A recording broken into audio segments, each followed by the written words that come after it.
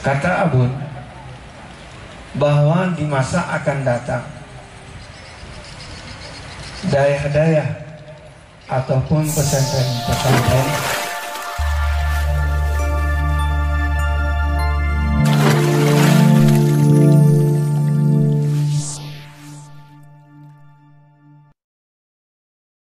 Assalamualaikum warahmatullahi wabarakatuh. Hamdan wa syukran lillah, salatan wa salaman ala rasulillah wa ala alihi wa ashabihi wa man tabi'ah, amma ba'du. Qala Allah ta'ala fil Qur'anil azim, bismillahirrahmanirrahim, walladzina jahadu fina lanuhdiyannahum subulana innallaha la ma'al muhsinin. Sadaqallahul azim. Wa qala sallallahu alaihi wasallam,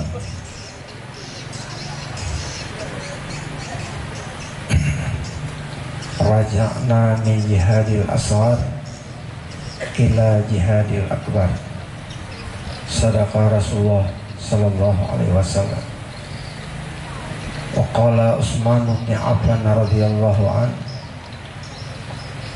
la tazuqu ni'matad dunya illa bi'ibadatillah wa la tazuqu ni'matal akhirah illa bidukhulil jannah wa la tazuqu ni'matal jannah illa biru'yatillah.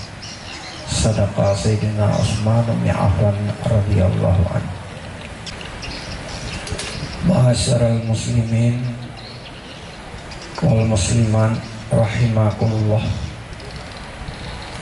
Setelah saya memuji Allah dan berselawat kepada Rasulullah sallallahu alaihi wasallam, maka yang saya muliakan yang pertama sekali kepada Abu di Payapasi, walaupun belum datang tapi masih dalam perjalanan. Juga yang saya muliakan Bapak Wali sebagai pucuk pimpinan kita di daerah Kota Langsa, juga Bapak dari Dandim, dan juga daripada Bapak Kapolres atau yang mewakilinya. Waalaikumsalam, selamat datang.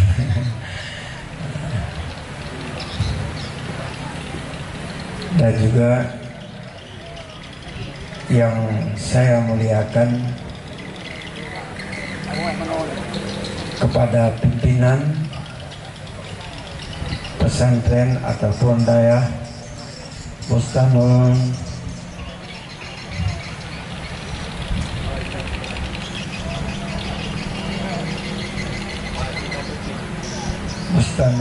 Madinatuddin.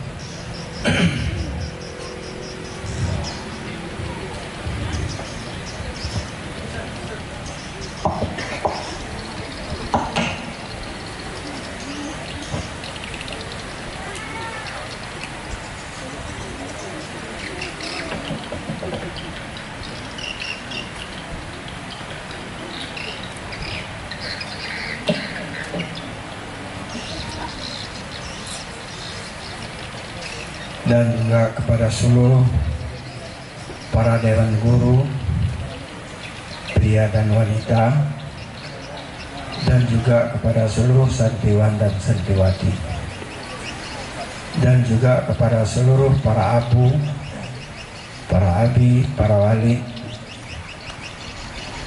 yang berhadir pada hari yang berbahagia ini, dan juga kepada guru kita bersama, yaitu sebagai Ketua NPU Kota Langsa, dan juga kepada Bapak Besi, Tengku Imung, dan seluruh perangkat desa di dalam kampung Alur Dua yang berbahagia ini, dan kepada seluruh para hadirin dan hadirat yang dirahmati Allah Subhanahu wa ta'ala. Alhamdulillah, pada hari yang berbahagia ini kita dapat hadir pada acara peresmian dayah tersebut, walaupun hanya sempurna, belum sempurna tempat, akan tetapi insya Allah terus akan berjalan.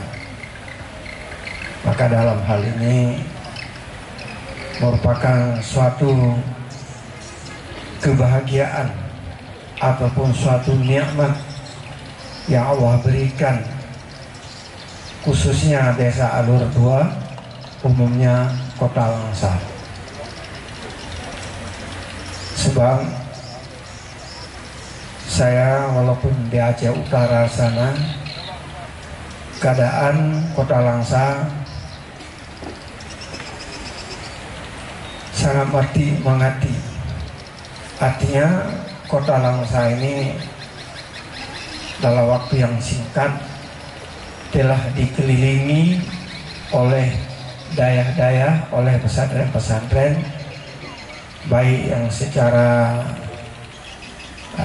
murni ataupun cara terpadu dan lain sebagainya. Maka ini adalah merupakan rahmat Allah kepada bapak-bapak sebagai pemimpin di daerah ini. Sehingga dalam hal tersebut perlu saya sampaikan sedikit bahwa Allah yarham guru besar kita. Artinya kalau kami di daerah Lung Angin, katakanlah Abu di Payapasi sebagai cabang daripada daerah Lung Angin, Darul Huda Lung Angin, Darul Huda Lung Angin cabang daripada Mudi Masjid Raya Samalanga, Mudi juga cabang daripada Labuhan Haji ataupun Darussalam Labuhan Haji. Sehingga ini merupakan anak cabang daripada daerah Lung Angin. Maka dalam hal ini Abun pernah mengucapkan dalam suatu waktu dalam masa memberikan pelajaran-pelajaran kepada para santri, tapi bukan santri seperti kami. Kami hanya mendengar saja. Murid di waktu itu seperti yang bisa kita kenal, yang mudah kita kenal, almarhum Tunku Ghazali Muhammad Syam, pernah menjabat Kanwil Aceh dan juga pernah menjabat Ketua MPU Aceh. Itu salah seorang murid. Yang pertama murid Abu di Langin, itu murid langsung Abu Langin. Ya, kemudian waktu Abu Langin pulang ke Lutnibung, maka yang diajarin langsung oleh Abun di Samar. Kata Abun bahwa di masa akan datang dayah-dayah ataupun pesantren-pesantren yang disebut dengan dayah masa ini dan juga sekarang, satu kampung tidak cukup dua dayah. Satu kampung tidak cukup dua dayah, bukan satu kabupaten, bukan satu kecamatan. Satu kampung tidak sama. Karena prediksi daripada Abun mengatakan bahwa di masa akan datang banyak sekali khurafat-khurafat. Itu dalam tahun 73. Saya waktu itu masih belajar kelas 3 bersama teman-teman.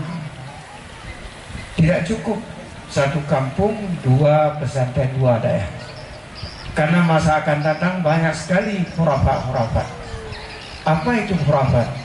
Khurafat itu bahasa Aceh yang asli. Artinya pendangkalan akidah dan pemurtadan umat. Alhamdulillah, prediksi Abun Samalangan tepat sekali. Seperti prediksi Rasulullah, "Mayya'is minkum fasayara ikhtilafan katsira. Wa 'alaikum bisunnati wa sunnati khulafa'ir rasyidin." Siapa hidup di masa akan datang, maka dia pasti akan bisa melihat perselisihan yang banyak sampai 73%. Alaikum bisunnati wa sunnati khulafa'ir rasyidin. Kewajiban terhadap kamu adalah sunnahku dan sunnah khulafa'ir rasyidin.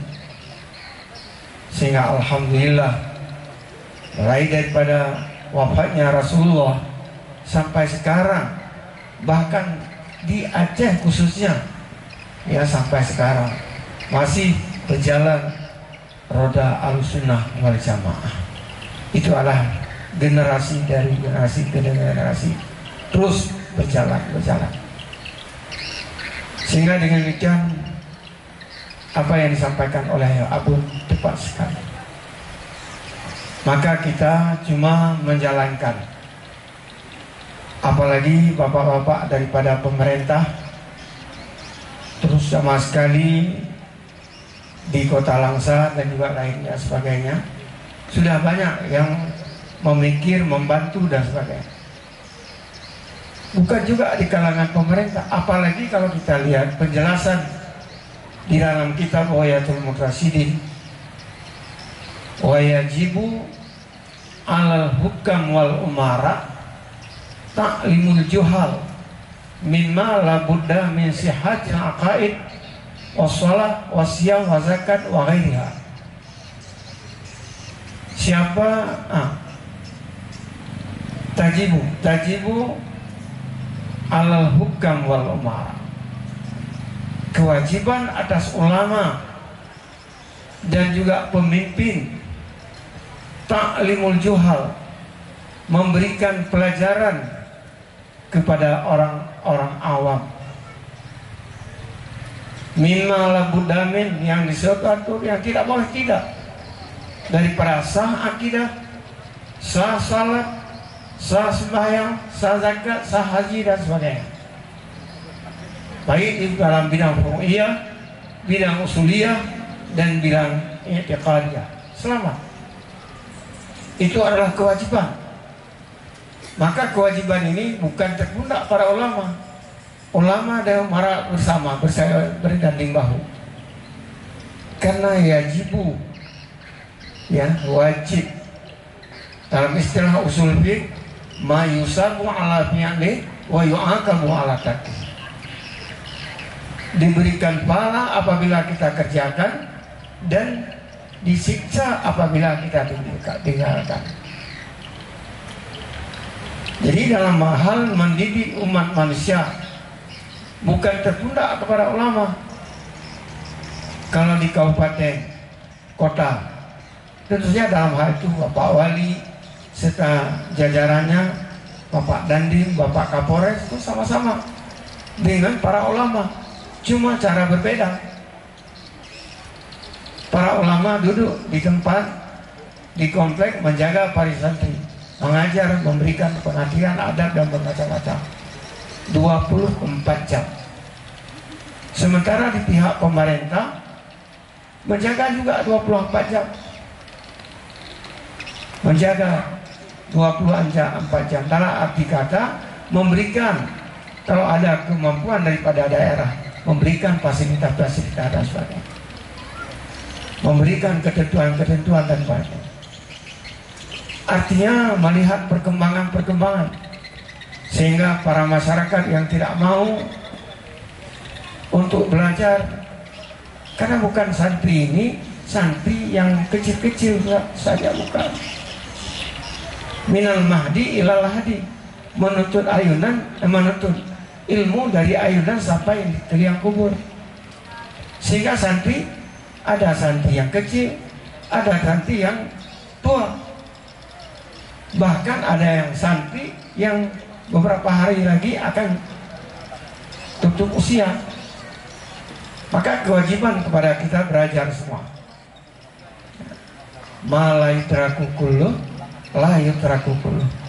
Setiap yang kita tidak bisa mengerjakan seluruhnya, kita berbuat. Maka karena demikian Allah berfirman di dalam surat Al-Ankabut ayat 69, walladzina jahadu fina lanuhdiyannahum subulana innallaha lama'al muhsinin. Mereka-mereka yang berjihad, yang berjuang pada kami, maksudnya pada agama kami, kata Allah, lanuhdiyannahum subulana, sungguh kami berikan petunjuk kepada mereka akan jalan kami. Innallaha lama'al muhsinin, sesungguh Allah beserta orang-orang yang berbuat baik. Ayat tersebut kalau kita lihat pengkajiannya sepintas, itu adalah khabariyah. Hanya Allah Ta'ala menghikayakan tentang mereka-mereka yang berjuang pada jalan Allah akan mendapat kemenangan, yaitu subulana, jalan Allah. Tetapi yang bermakna insya'iyah, khabariyah lafdan maknanya insya'iyah, dan arti Allah menganjurkan. Allah menganjurkan kepada kita untuk kita berjihad. Dengan kata yang lain, kita dianjurkan oleh Allah Ta'ala untuk berperang. Tapi bukan berperang yang dimaksudkan dalam ayat itu sebagaimana kejadian-kejadian, bukan.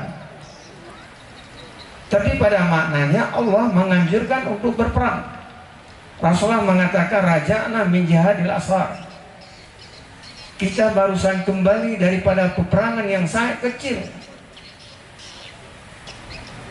Perang Badar dalam Islam luar biasa.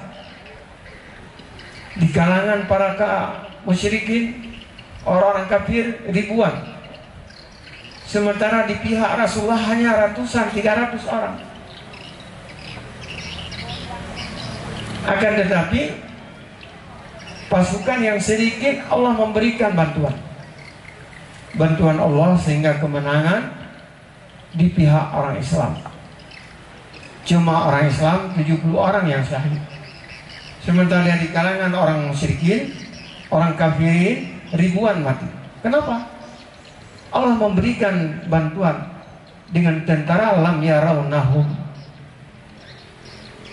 menurunkan para malaikat untuk bersama Rasulullah berperang melawan kafir yang mereka tidak dapat melihat,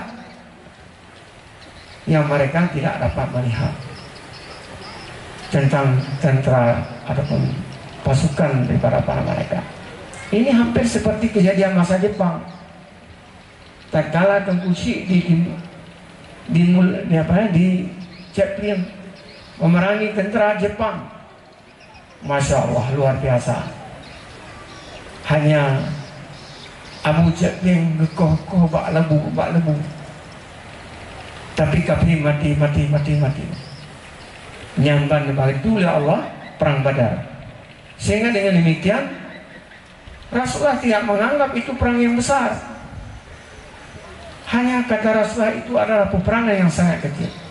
Kita akan menuju kepada perang yang sangat besar. Maka mana perang yang sangat besar?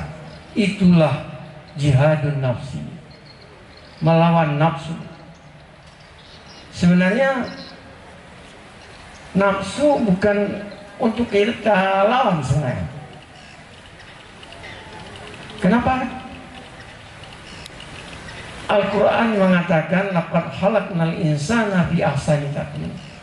Manusia Allah ciptakan dalam bentuk yang paling indah, baik postur tubuhnya dan lain sebagainya. Muzayyanan bil aqli wa muzayyanan bin nafsi. Allah menghiaskan dengan akal, menghiaskan akal pada manusia untuk berpikir, bisa memantau ini baik, ini tidak baik, ini bermanfaat untuk negara, ini bermanfaat untuk agama, bermanfaat untuk usaha dan bangsa dan sebagainya. Itu adalah akal. Muzayyanan bin nafsi, sehingga Allah Ta'ala memberikan nafsu. Lewat nafsu bisa bergerak. Mehana nafsu hati bergerak. Hati lalu bangun kota langsa yang lagi indah, hana rencana. Lalu bangun musala yang begitu indah dan sebagainya. Itu masalah pribadi-pribadi yang lain tidak akan tercapai. Kenapa? Karena tidak ada nafsu. Cuma yang kita berperang, ya, sebagaimana kata Imam Ghazali dalam kitab Sarajul Talibin, katanya yang pertama kita harus mengingat setan adalah musuh yang nyata. Yang kedua, kita berprinsip bahwa kita selalu muharabah. Kalau istilah muharabah dalam bahasa Arab, musyarakah, artinya kita terus melawan setan. Setan terus melawan kita. Itu muharabah. Jadi kalau muharabah tak pernah istilahnya jeda. Hana istilah jeda, hana istilah piuh di aja. Nyare, be temu perang lagi urumul. Sampai temu le kita perlu jatuh gitu. Kalau ya kira di mana? Puisi terus setan terus memerangi kita. Kita pun harus terus melawan mati-matian. Itu maknanya muharabah. Karena setan menyusup dalam tubuh kita melalui nafsu. Maka dalam hal tersebut, yang namanya peperangan membutuhkan kepada senjata yang ampuh, yang kuat. Ya, senjata yang ampuh, yang kuat. Ilung untuk puamata na budi tujuh. Alih kiban budinya hu perhajian 3 thai po 3 thai M6 pu N pu M pu M16 pu L16 M các yang là có gì 16 bảo vậy thầy nó bảo là nó rõ nhau kêu nó rõ antaruma budi. Jadi dalam hal tersebut harus punya senjata. Cara mau perang mana senjata? Hana badro tak boleh bagau. Hana bagau tapi jangan lupa lain. Ya, tengah tak buah-buah terkait drop lain bah. Yang lain cerita pokoknya tantangan dan hambatan. Ya, tantangan dan hambatan dalam kita yang memiliki senjata perang. Maka satu-satunya senjata yang paling ampuh adalah ilmu.